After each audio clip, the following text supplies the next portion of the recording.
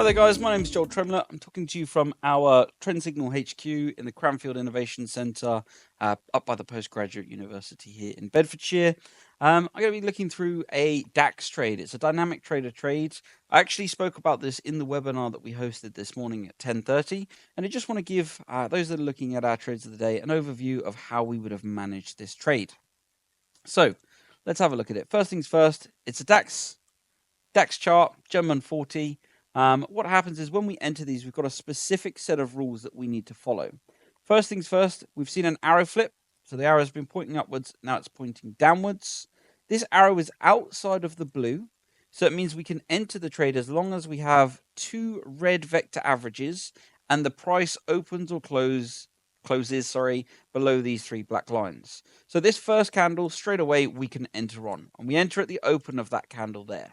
So this is going to be our entry point, the top of the red, with an initial stop loss level at the tip of that black arrow there.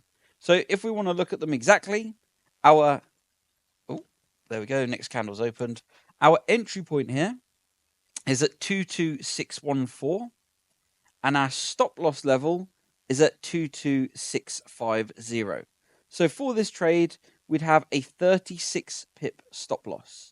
Now, when we take this 36 pip stop loss, we risk 1.5% on these opportunities. 1.5% of our account, for example, if it was a 10 grand account, you'd be doing £150 risk. Divide your 150 by your 36 pips, and that'll give you your pound per pip. So that's our initial entry. We have two different ways to run this trade. The first is that when you enter the market at 22614, we have the phase one target. This is a high frequency winning trade. They win very often, but they don't win very large sums. And the idea there is you would take 10 pips on the DAX. So you need the price to go from 22614 down to 22604, which you could see on that black box that's hovering over my cursor. We touched inside our first candle. So what would happen is you'd end up getting out inside of 2 minutes for a 10 pip target, 10 pip profit. Now, because you risked 36 pips, and that was 1.5%, 10 pips is worth about 0.4% to us. So you'd be out for a 0.4% profit on your account, and you'd have done that in well under 2 minutes' time.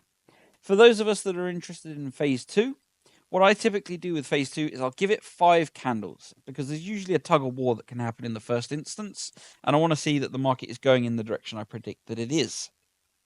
So 1, 2, 3, 4, 5. And what I need to do at this point is I need to decipher whether from my entry point to the current market value, I have made a significant move in that direction. And as you can see, we have done. We've actually moved from 614 down to 548. So we've got 66 pips of profit in this movement. Now, do you remember I said when we first enter the trade, our emergency stop loss is going to be up there? What a lot of our members will do in those first 5 candles is just let the black arrow dictate where their stop loss is. All we're doing is removing risk off the table. So, if that's 1.5%, by the time that we're at this level here, we might only be still risking 0.75%. But likewise, if I'm 66 pips in the profit, I'm not going to still have 0.75% of my account exposed, am I? What I'm going to do instead is find a significant level that I can put my stop loss now, so that if the market turns back against me, I can still get out at a lower price than my entry, and I can lock in some of those profits. Now, looking at this, I would say this one here is a good level. This one has a little bit too much room. I'm giving away too much profit if it comes back against me, and these ones here are just a little bit too tight. So I would say that's a level that is a nice level for me to have my stop loss in, and it locks in some profit. What does that actually mean for me? Well, locking in there means that we'd lock in at 22592. Because we entered at 1.4, we're locking in about 22 pips of profit. It's already over double what our phase one target would have been. Then we will monitor this trade. So if that's our stop loss level, I can't move it any closer down at the moment because the market is coming back against me. But that's the whole reason that I've put it up there, is to give it some room to breathe. We then look at the next candle. This one moves up even further. It actually encroaches on our stop loss by quite a way. We're only at one point 11 pips away from the actual value of the market. But it's fine. That's why we've given it room to breathe. Market then comes back down in my favor. Still a little bit tight for me to move my stop loss any lower. And then we have a nice long candle creating some new lows. What I would want to do at this point is, instead of using that as my stop loss level, I'd want to move it to this one here. Just locking in that extra bit of distance, extra profit in my bank. Just so that if the market does turn back around us, I'm keeping some extra profits. We'll then see what happens. The next candle almost gives all of that progress back away. But that's fine. We're not touching my level particularly yet. The candle after that starts to go downwards again. It's not quite forming a new low, but it is breaking the previous close of that candle. So that's a good sign. At this point, I would probably look to move my stop loss to the next candle down. Can't move it to any of these because it's still too close to the price, but I can move it here because at 7.2, with the market price being 3.1, there's still 40 pips of movement that I can give back to the market and 40 pips of breathing room, worst case scenario, but also we are making those new lows.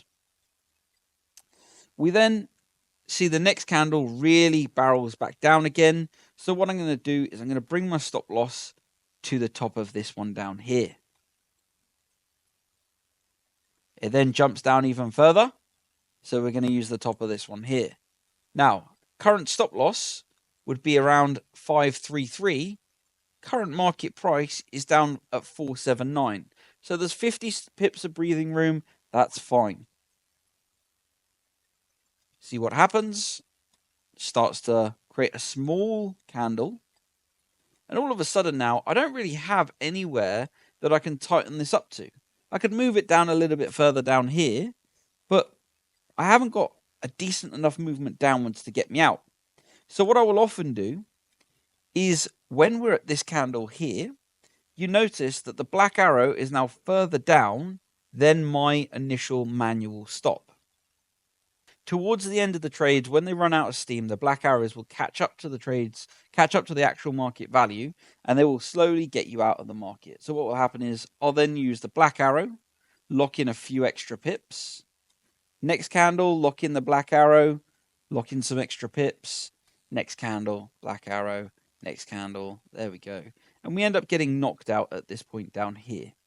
But what that means for this trade is you end up coming out at 22491. And you entered, 22491, and you entered at 22614. So it means that overall, this trade generated 123 pips. From there to there, 123 pips.